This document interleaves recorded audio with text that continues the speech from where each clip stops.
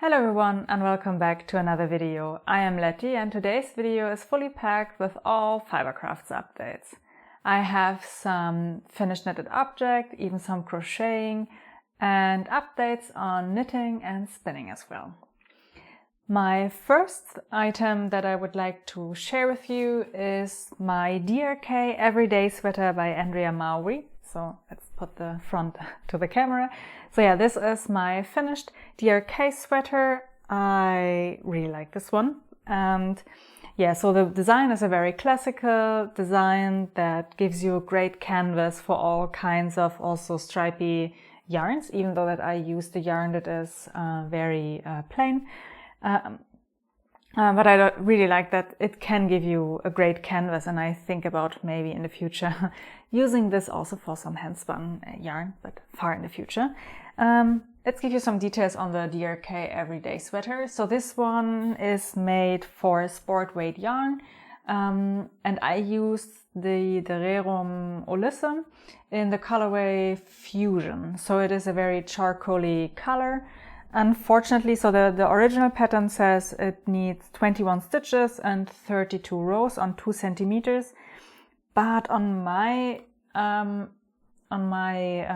gauge swatch I did not really gauge that well, and for some reason I decided to go up some needle sizes. I used for the neckline ribbing and I think also for the cast on a 3.5 millimeter needle size. And I think it was too big since my yoke comes a little bit more down and it's more open than in the original pattern.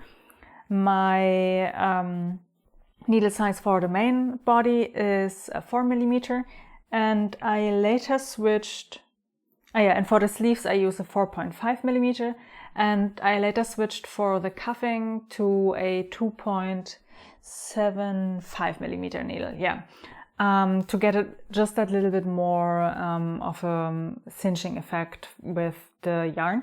So I don't know why it came out so big. So on me it is quite loose, and I have to say I'm not 100% sure if I like it if it's super loose. And I actually thought when I started knitting it that I should maybe rip it off again and start again with some either smaller needle size or less or fewer stitches. But for some reason I decided not to do it. I regret it a little bit in the end, but hey, it's still super functional. I was wearing it for I think a weekend to check if it is warm enough for what I intended to do with that. But yeah, it's super nice and comfy. So maybe it will come with me to Japan, and maybe I will re-knit it on one point if I decide that this fit is just a little bit too loose for me. But that will time tell me basically. First I am quite satisfied that I could knit up this sweater in 2 months. Maybe it's for some people a slow knit, but yeah, I'm happy that I could finish it in 2 months and wear it a little bit and see if I like it. The fabric that was created with the bigger needle size, I have to say, I quite like. It is thick but also nice and drapey, so I'm not sure if I would go down in needle size for either the sleeves or the body, since I quite like it. But I'm not 100% sure if my skin is too sensitive for this yarn.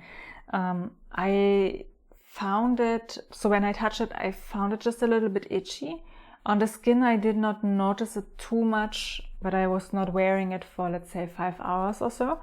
So I have to see if that in the future will be just that little bit too itchy for me and I have to give it to a friend. But yeah, for now it is definitely a very happy make.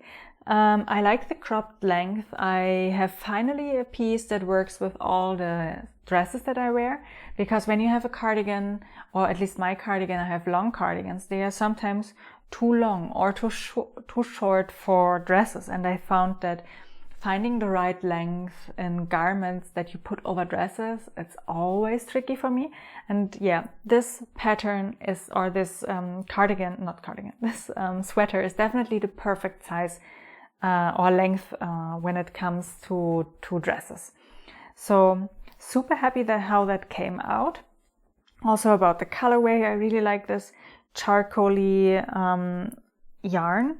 And one thing that is super funny, now that I started spinning, I noticed also in regular factory made yarn, the difference between the thickness of the yarns even more than before, because I had some places in the yarn that were super thick and chunky, and then some of them were super thin, so it's not like an even strand. But nevertheless, I had a lot of fun knitting it. It knits quite fast, and yeah, I was knitting it basically over the course of, as I said, 2 months, usually in the evening after work for, let's say, an hour, maybe sometimes less than an hour, and yeah, while I was watching some shows or YouTube, or yeah, listen to an audiobook or podcast. It was definitely a nice companion for the evenings, and now I'm super happy to take this with me to Japan. And yeah, first I did not want to start a new project, since you will see later that I have a big cardigan currently that I'm currently working on, but I thought that it might be more useful to have a cardigan, a sweater that I can take with me on the holidays, to be cozy and warm when I'm hiking or in the evenings. So yeah, super happy how it came together. And let's talk a little bit about the modifications. So for the sleeves, I have to have my notes here that I don't forget anything. For the sleeves, you usually cast on the amount that the pattern tells you. In my case, it was 14 stitches, but I found, and I don't know if I make a mistake or if I have that my tension is not correct when I cast them on the underarm stitches.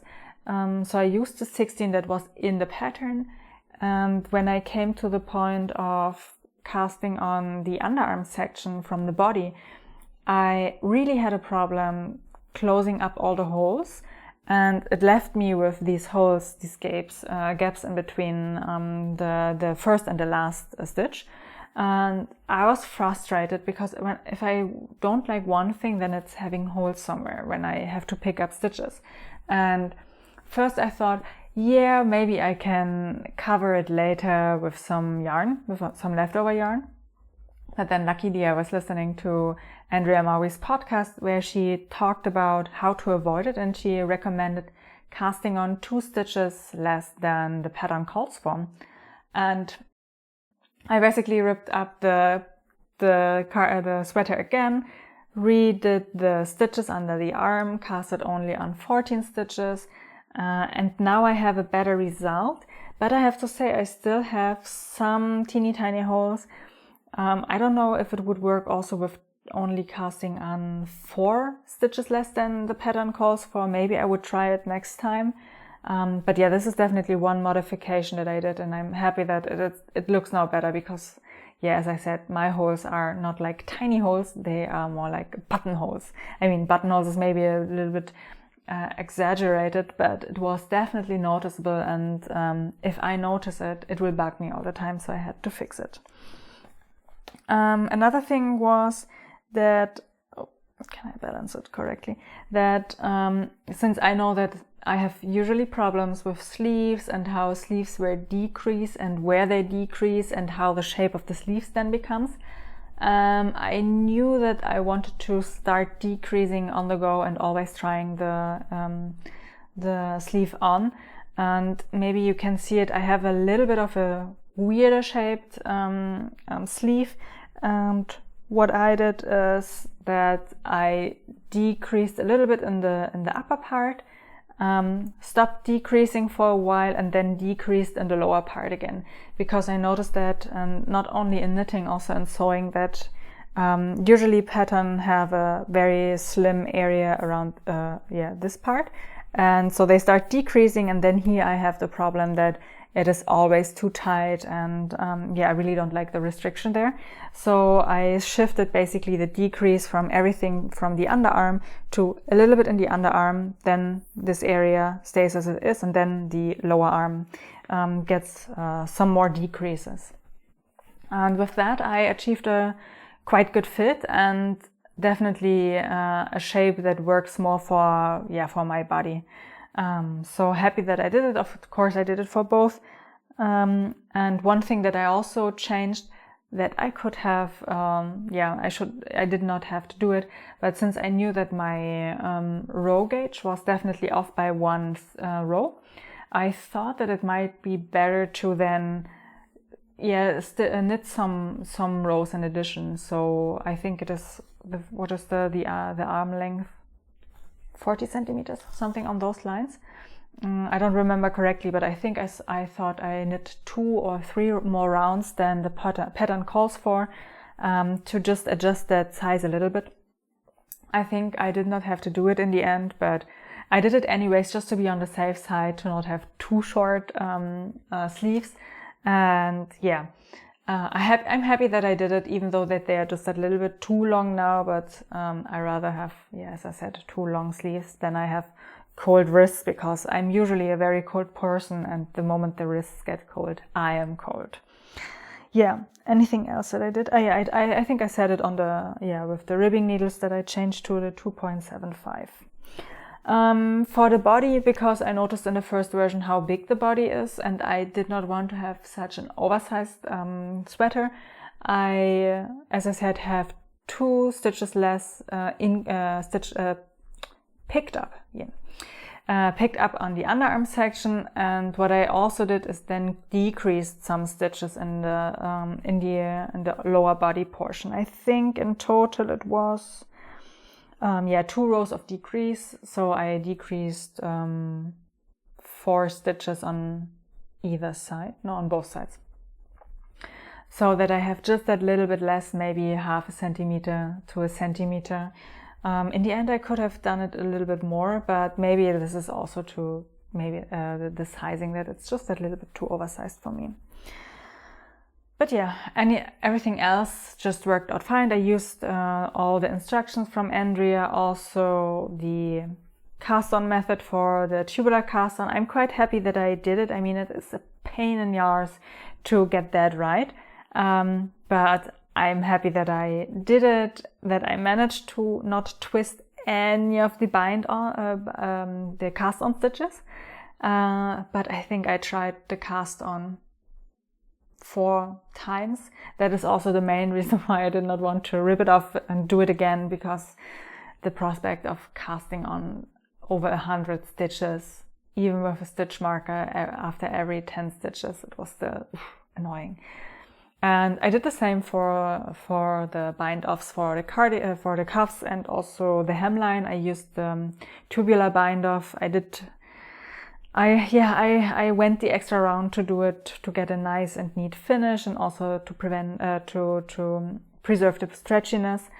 I think for the hem, I thought I can do it in an hour. I remember that, but it took me, I think, 2 hours in the end to cast off all these stitches. It was a very long night.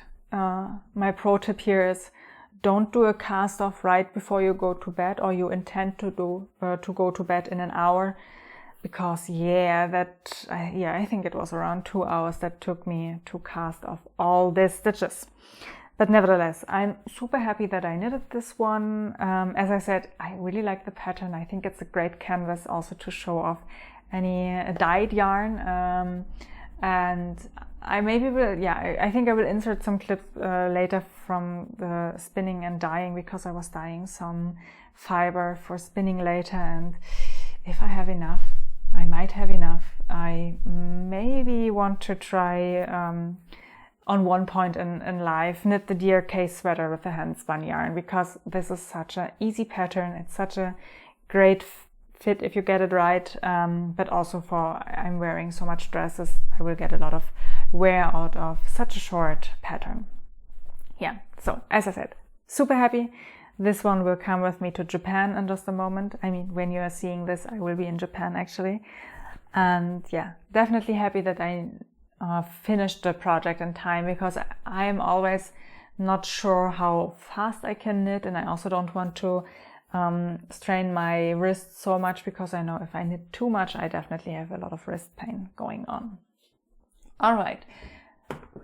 While I was knitting the cardigan, I think I just saw too much crochet videos by Alt Knots. But yeah, I really love crocheting here and there, more for easing my mind. And my thought was, oh yeah, I want to have an easy project that I can pick up while I'm working, because I sometimes have 5 minutes here and there where I wait on some stuff.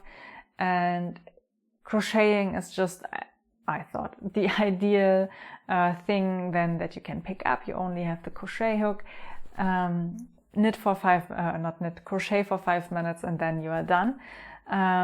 But for some reason I thought, instead of going with another blanket project that I think will come later this year, why not do something that is smaller, maybe a pouch or bags kind of project.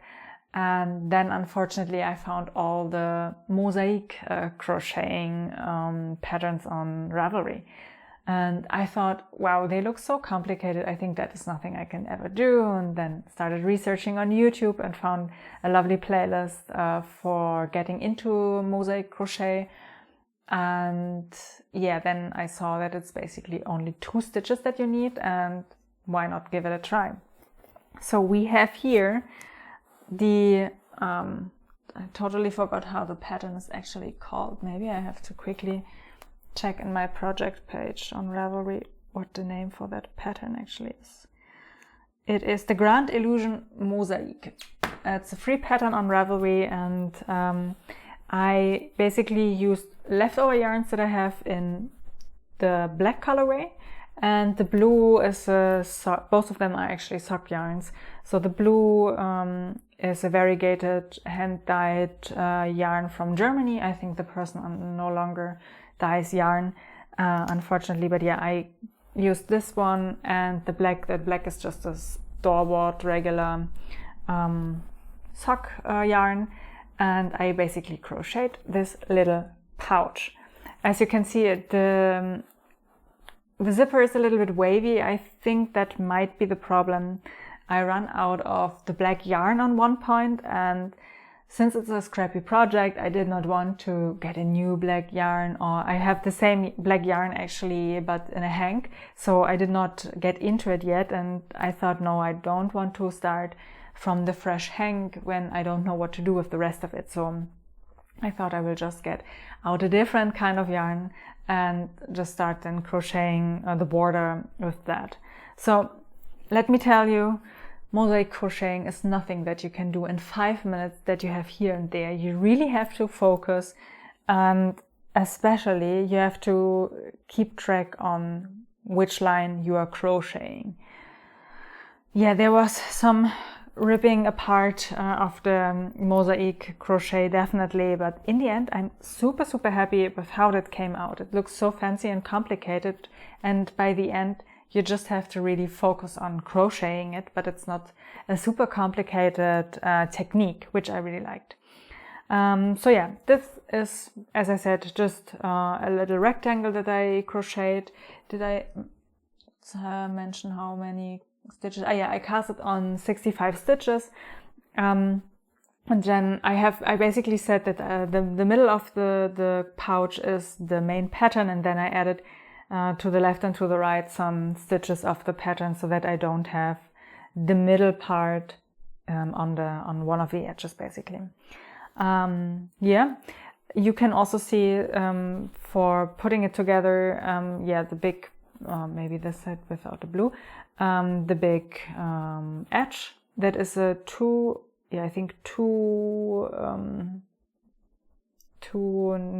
crochet stitches high edge, I think it is called, I don't know, where you basically encase also all the little leftover pieces from crocheting inside. I'm not a huge fan of these crocheted edges. I think now I would not really like to have a blanket with these edges. I'm not a fan of these bulky edges.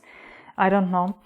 For the pouch, I would say it's okay. I also used a slip stitch in the blue pattern to slip stitch the two pieces then together, and also to that this looks not so neat, but to neaten up a little bit the edges for the zippers. But yeah, I'm not a huge fan of these solid black borders. I'm not sure, maybe I will go into it and maybe use the leftover blue that I have to embroider a little bit on the black to make it a little bit nicer.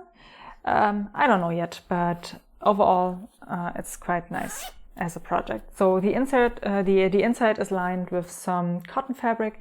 It's some leftover polka dot cotton fabric that I had from a project years ago, and then I just sewed the pouch with a zigzag stitch to the zipper band. So yeah, and as I said, I slip stitched the edges, so I sewed both of the edges of the pouch basically first and closed the edge of the inside pocket, and then slip stitched the crochet pouch in place. It was a really nice little project for working it here and there where I felt motivated to do something else than just knitting, because it is a different hand movement and I like to have different hand movements here and there when I'm crafting. I usually have multiple projects on the go.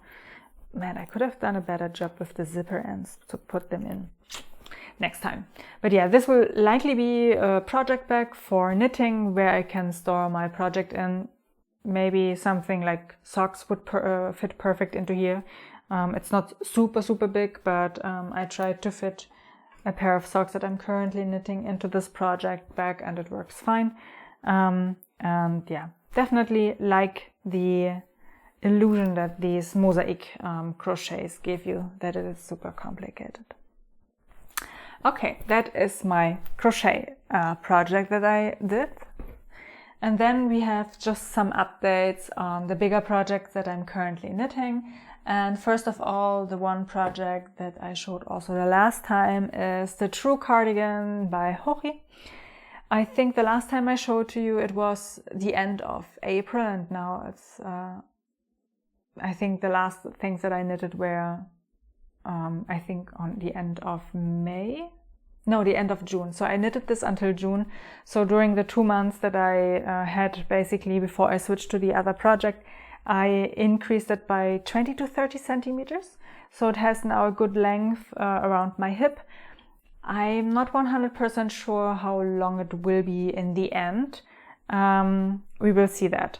But first, the yarn that I'm using is the what is actually the name? Why did I forget about it? I always confuse them with a different yarn. It is the Holst yarn, exactly. So I had a big cone of the Holst yarn of 500 grams, and I pieced it up in some of the little balls as well, so that I can knit it double-stranded. So it is basically to meet gauge, 2 strands of the yarn hold together to create some sort of a, what is it called for? I think it is not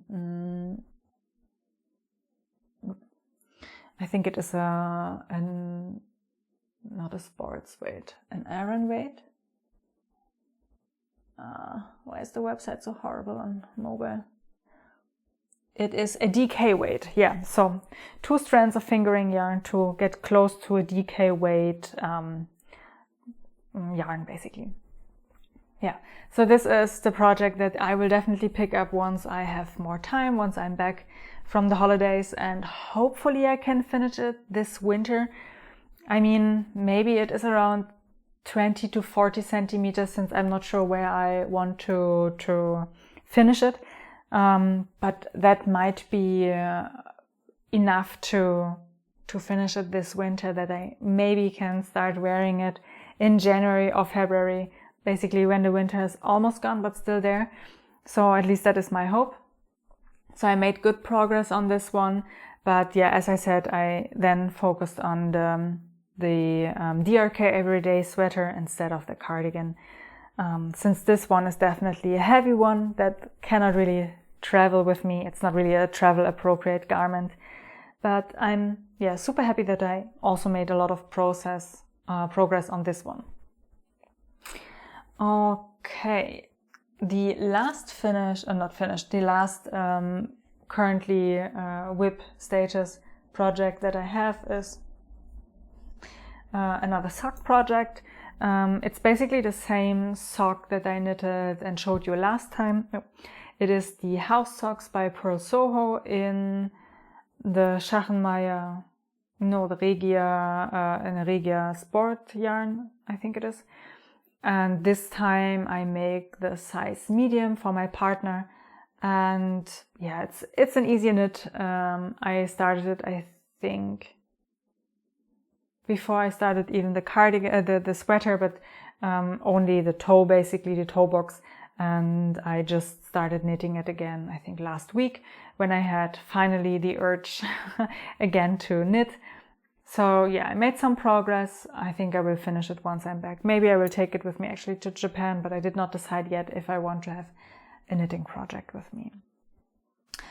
That concludes all the knitting and crocheting parts of this video. And now we are coming to the spinning. The last time I showed to you, I think this was the state of affairs when it comes to spinning. This was my first spin ever. I actually have to hold it the other way around since it's a drop spindle. And this is the state that I had. It was super thick and very uneven yarn, or something that will become yarn on one point.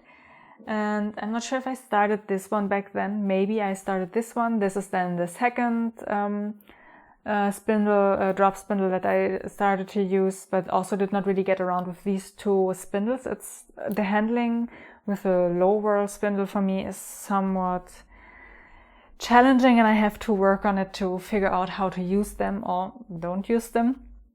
But this yarn is already a little bit finer. I mean, finer in comparison to the big one, a thick one that I have here. So this is already a little bit finer, and I saw that I get more consistent, similar thickness strands out of the spin. And yeah, but I think I said also that I really don't like the colorway of this one. So it did not give me a lot of joy while I was spinning it. A friend kindly gave me some undyed merino fabric, I think it was, as well, to try out a drop spindle, the high whirl drop spindle, so that basically it's like this one that I will show in a minute. And the handling for this spindle was definitely much better for me, and I got faster to a point where I was able to spin very consistently.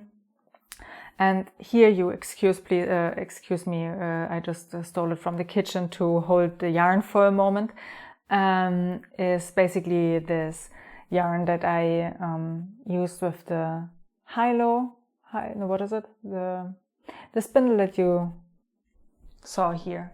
Totally forgot the name. I'm not an expert spinner.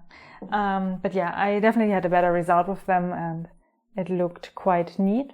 And my thought is that I would use these 3 yarns together to ply it in a 3-ply. Unfortunately, I don't have a lazy Kate, and I don't intend to buy an overpriced lazy Kate somewhere. So I will fiddle around how I can build a lazy Kate myself. I got myself also some of these bobbins that I think actually for weaving, to put all of the spins on it and then ply it. Sorry, with a different spindle, not with one of these 2 spindles. But yeah, this is my idea, that this would maybe look cool together in a 3-ply. I will report on the process of this, but yeah, this is likely also a project that I will do later in the year, or when I'm back, to also craft the lazy Kate. I already have the wood here to do a little lazy Kate, a little DIY lazy Kate, and yeah, then I can see how plying works. Also, this fiber is not a super precious fiber, so I can fiddle around, can try to navigate into how to ply the yarns then, or the strands into yarns. Yeah, so definitely super happy to get more into that. And the friend also introduced me to a very nice fiber, which is, just pull out a little bit, this unicorn merino fiber, and it's so fluffy and so beautiful. The friend gave me just a little bit of material to try it out, and I made very good progress on spinning with this.